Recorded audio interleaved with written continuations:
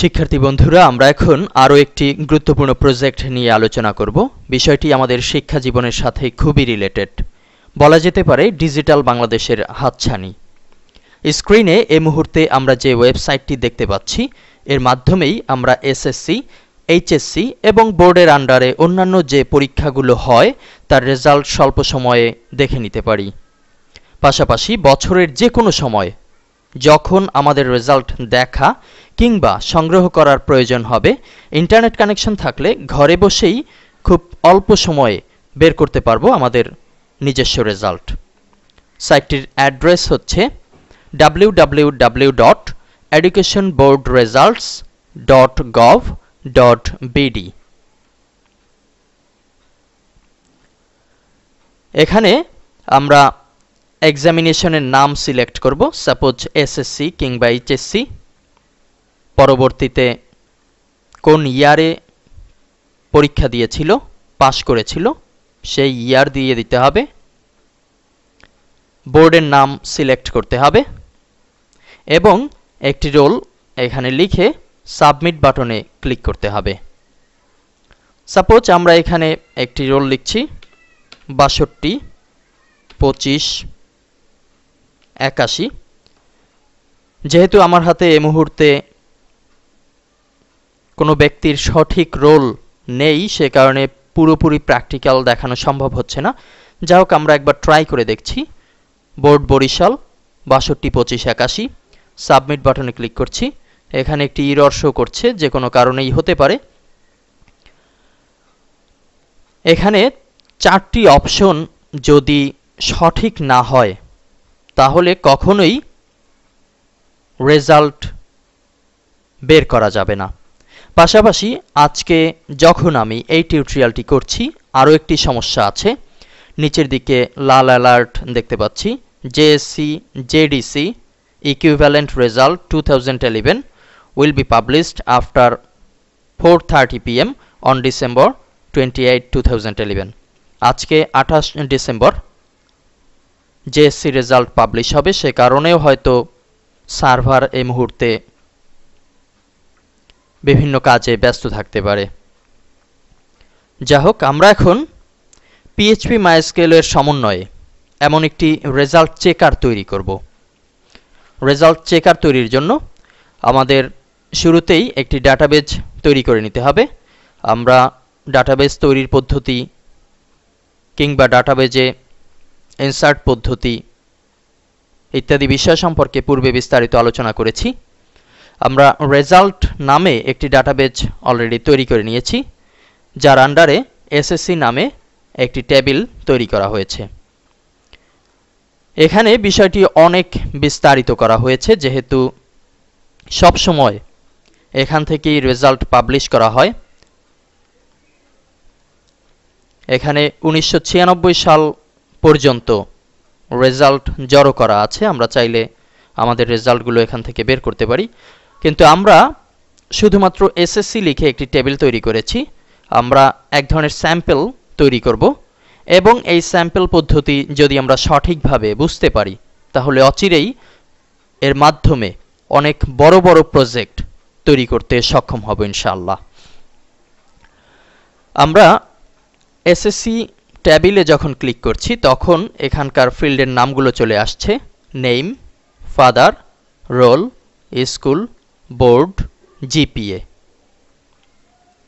আমরা যদি আরও বিস্তারিত দিতে চাই, বাংলা, ইংরেজি, গণিত, সমাজ বিজ্ঞান কোন সাবজেক্টে কত পেল, তাহলে তার জন্য আরও বেশি ফিল্ড তৈরি করে নিতে হবে। আমরা এখন একটু ব্রাউজ বাটনে ক্লিক করছি। নিচের দিকে বেশ কিছু ব্যক্তির রেজাল্ট জড়ো করা হয়েছে দেখা যাচ্ছে।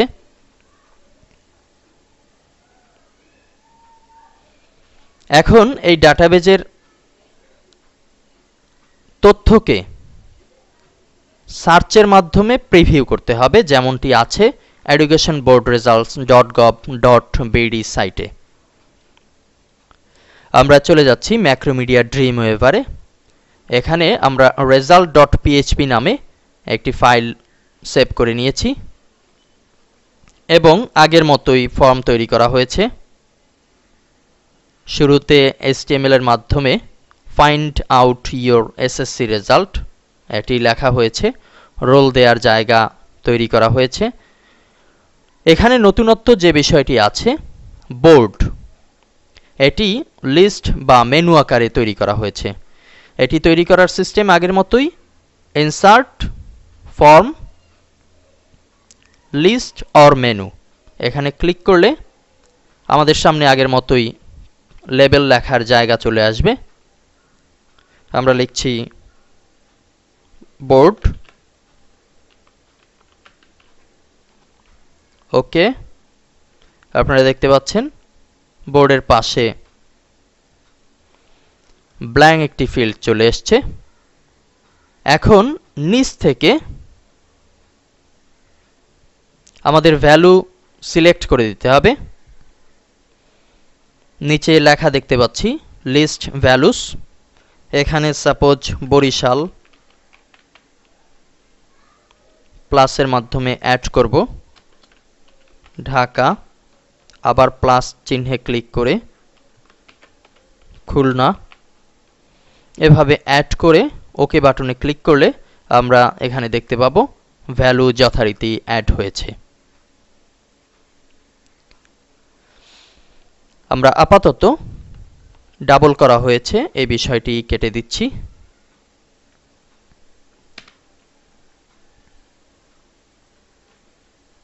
ফাইলকে সেভ করছি। আমরা এখানে প্রসেস করার জন্য আরও একটি ফাইল তৈরি করেছি, result_pro.php। পূর্বের লেসনগুলোতেও দেখেছি, যখন আমরা প্রসেস কোনো ফাইল রাখব কিংবা ফর্ম কোন ফাইলের মাধ্যমে প্রসেস হবে সেই নামটি কিন্তু ফর্মের মেথডের সামনে জয়েন্ট করে দিতে হয়। এখানে মেথড পোস্ট এবং অ্যাকশন হিসেবে আছে result_pro.php, আমাদের নির্ধারিত এই ফাইলটি। আমরা এখন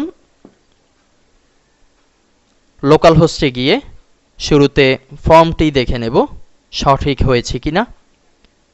আরও একটি বিষয় জানিয়ে রাখছি, আমরা php_guru এর মাঝে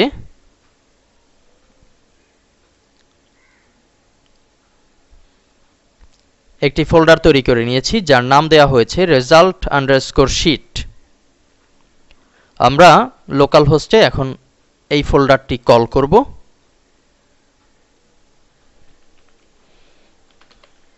লোকেশন লিখছি localhost/php_guru/result_sheet SHEET। আমরা এন্টার প্রেস করছি। এখানে আমাদের ফর্মের জন্য তৈরি করা ফাইলের নাম হচ্ছে result.php। দেখতে পাচ্ছি ফর্মটি যথারীতি তৈরি হয়েছে। সামনের লেসনে আমরা প্রসেস ফাইল নিয়ে আলোচনা করব।